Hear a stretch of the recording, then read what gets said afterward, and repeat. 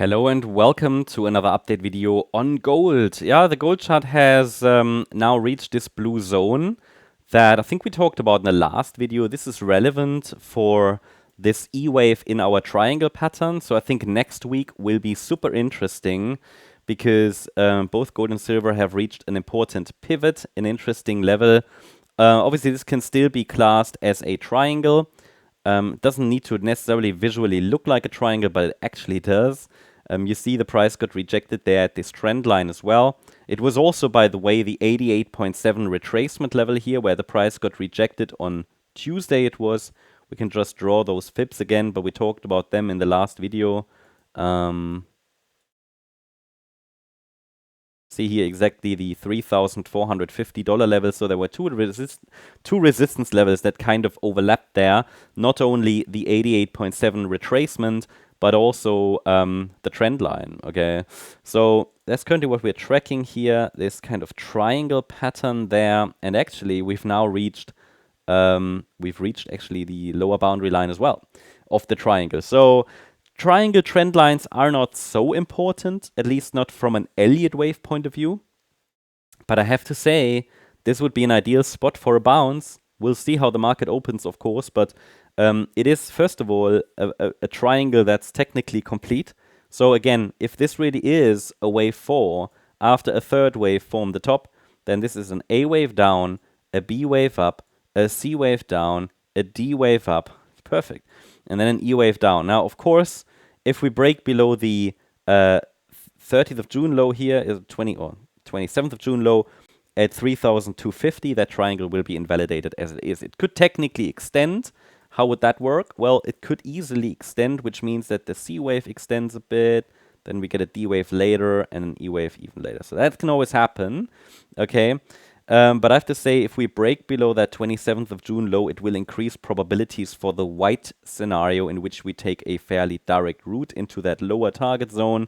That's for the white scenario, but needs to be confirmed, yeah, with a break below that red line.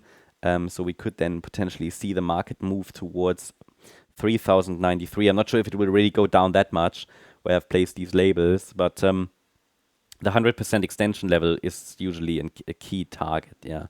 But before we actually can confirm here the white scenario, we would need to rule out orange. And I think orange is very likely. I like the orange scenario. It's just that from experience, I can tell you that many triangles don't really play out. So they are unreliable patterns, just something to watch. And I think as we are getting ready for the new trading week, we just need to be ready that potentially the market might start that fifth wave to the upside from here.